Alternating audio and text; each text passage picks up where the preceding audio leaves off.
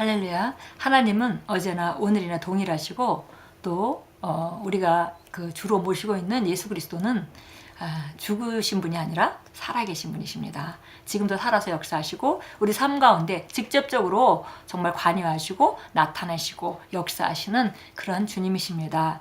7월 17일 말씀의 실제입니다. 제목은 모든 문을 여는 이름.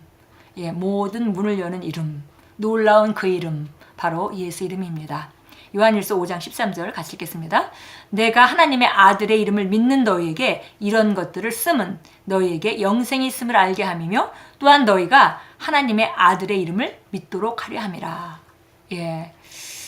지금 요한 사도가 이 편지를 쓰면서 내가 이런 것들을 정말 너에게 있는 영생이 무엇인지 그 아들이 있는 자에게는 영생이 있고 아들이 없는 자에게는 영생이 없다는 그런 설명을 하면서 이런 너에게 이런 것들을 쓰는 것은 두 가지를 위해서다라고 얘기합니다. 첫째, 너에게 영생이 있음을 알게 함이며 우리가 거듭날 때 받은 하나님의 생명, 영생이 우리 안에 있다는 것 너무 중요한 것이죠. 그런데 그뿐 아니라 또 한 가지 하나님의 아들의 이름을 믿도록 우리 안에 영생이 있다는 걸 믿게 하고 또 하나님의 아들의 이름을 믿도록 하기 위해서 내가 이걸 쓴다 이렇게 얘기했습니다. 우리가 우리 안에 영생이 있다는 걸 아는 건 너무 중요한 일인데 그것만큼이나 또한 중요한 것이 바로 우리가 우리에게 하나님의 아들의 이름이 있다는 것, 그것을 믿는 것입니다. 우리 읽겠습니다. 오늘의 본문 구절에서 밑줄 친 부분의 의미에 주목하십시오. 사도 요한은 말합니다. 너희에게 영생이 있음을 알게 함이며 또한 너희가 하나님의 아들의 이름을 믿도록 하려 함이라. 간단히 말하자면 그는 이렇게 말하고 있는 것입니다. 예수 이름이 역사하게 하십시오. 그 이름은 모든 나라와 모든 도시의 모든 문을 열어줍니다. 당시에 어디에 있든 그 이름이 바로 지속적인 승리의 삶을 살기 위해 꼭 필요한 이름입니다. 왜냐하면 우리가 정말 이 땅의 승리자로 부름을 받았는데 그 승리는 바로 우리가 예수 이름 안에 있을 때 가능한 것이죠. 그래서 예수 이름, 그 이름을 역사하게 할 때 그럴 때 우리는 지속적인 승리의 삶을 살 수 있다 이렇게 말합니다. 지속적인 삶을 살기 위해서 승리의 삶을 살기 위해서 꼭 필요한 것이 바로 그분의 이름입니다. 예를 들어 예수님께서 마가복음 16장 15절에서 말씀하셨습니다. 너희는 온 천하에 다니며 만민에게 복음을 전파하라. 이 대사명을 주셨을 때 예수님께서는 그분의 이름으로 그렇게 하신 것입니다. 예수님께서는 우리에게 그분의 이름을 주셨습니다. 그리고 그 이름은 온 천하보다도 더 큰 이름입니다. 빌립보서 2장 10절은 말합니다. 하늘에 있는 자들과 땅에 있는 자들과 땅 아래에 있는 자들로 모든 무릎을 예수 이름에 꿇게 하시고 그렇기 때문에 당신은 어느 나라, 어느 지방, 어느 도시에 있든지 편안하며 침착하고 평화로울 수 있습니다. 당신은 당신의 이름 아닌 비할 데 없는 예수 그리스도의 이름으로 신성한 인물을 띠고 파송된 그리스도의 대사입니다. 지속적인 승리를 위해서 꼭 필요한 이름이 바로 예수의 이름인데요. 그 마가복음 16장 15절에서 너희는 온 천하에 다니며 만민에게 복음을 전파하라 이렇게 말하면서 예수님께서 바로 우리에게 주신 것은 바로 내 이름입니다. 너희는 내 이름으로 귀신을 쫓아내며 예수님의 이름입니다. 예수님의 이름은 우리가 잘 알다시피 빌립보서 2장 9절 10절 이렇게 보니까 예수님께서 정말 하나님과 동등됨을 취해도 마땅하신 분이지만 그것을 취하지 않으시고 정말 이 땅에 낮게 내려오셔서 자기 자신을 다 비우시고 이 땅에 사람으로 오시고 또 죽기까지 순종하는 그 자리 갔기 때문에 하나님께서 그를 지극히 높여주셨다고 말하고 있고요. 그 지극히 높여주심은 어디에 있냐면 바로 예수 이름 아래 하늘에 있는 것이나 땅에 있는 것이나 땅 아래에 있는 모든 것에 무릎 꿇게 하신 그 지극히 높이는 자리까지 올라갔습니다. 그런데 바로 그 예수 이름을 바로 우리에게 주셨다는 것입니다. 바로 예수 그리스도의 이름을 우리가 받고 또 신성한 인물을 띠고 우리는 그 이름으로 우리가 그 이름 안에서 기능하면서 그리스도의 대사로 파송되었습니다. 계속 읽습니다. 베드로와 요한이 성전의 미문이라 불리는 곳에서 걷지 못하는 자를 치유한 방법에 대해 누가가 사도행전 3장에서 보도한 내용은 담대하게 예수 이름을 사용한 사람에 관한 구체적인 예시입니다. 덧붙이자면 그것은 예수님께서 승천하신 후 그들이 행한 첫 번째 기적이었습니다. 베드로는 날 때부터 불구자였던 남자를 만났을 때 이렇게 말했습니다. 나사렛 예수 그리스도 이름으로 일어나 걸으라.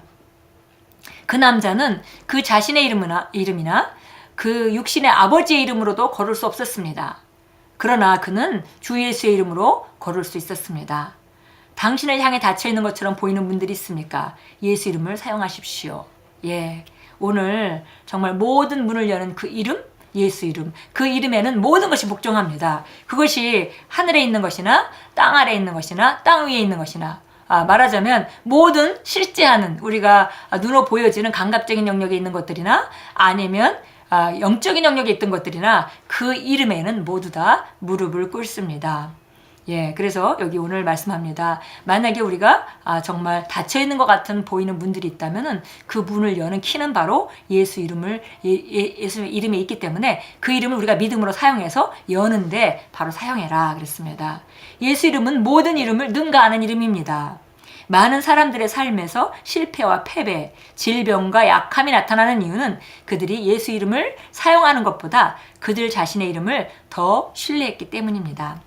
시편 20장 7절은 말합니다. 어떤 이들은 병거를 또 어떤 이들은 말들을 믿고 자랑하나 우리는 우리 하나님의 이름을 믿고 자랑할 것입니다. 예, 이것이 이제 구약이기 때문에 하나님의 이름이라고 되었지만 우리가 하나님의 이름은 많은 그 여러 가지 이름이 등장하는 걸 우리가 알 수 있습니다. 뭐 치유하시는 주님의 이름 여호와 라파, 뭐 승리하시는 그 하나님의 이름 여호와 니시, 뭐 여러 가지가 있지만 그러나 이것이 바로 예수 이름 하나에 다 사실은 함축되어 있죠. 근데 구약이라서 우리 주 하나님의 이름을 믿고 자랑한다 이렇게 얘기하지만 우리 언어로 바꿔서 말한다면 우리 주 예수 그리스도의 이름을 믿고 자랑할 것입니다 라고 우리가 바꿔서 말할 수 있겠습니다.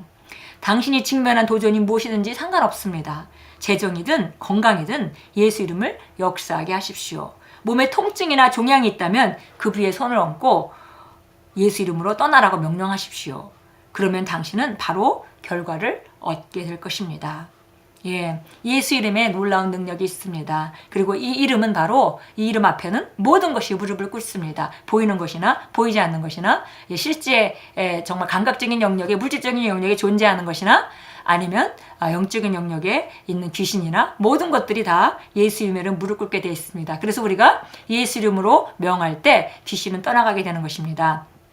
그렇다면 우리가 정말 이 예수 이름을 사용하는 것에 있어서 훨씬 더 우리가 훈련되고 발전돼야겠습니다. 그것이 무엇이든 간에 우리가 정말 치유든 재정 분야든 우리가 몸에 여기 통증이 있다면 딱 손을 얹고 예수 이름에 하늘에 있는 것이나 땅 아래에 있는 것이나 땅 위에 있는 모든 것이 떠날 수밖에 없다는 것을 명령하고 우리가 그런 믿음을 가지고 그리고 그것을 떠나라고 명령한다면 예수 이름으로 떠나라고 명령한다면 그것은 떠날 수밖에 없습니다. 이것을 오늘도 우리가 훈련하고 또 확장하고 우리가 정말 예수 이름을 사용하는 그것에 훈련되어져야겠습니다.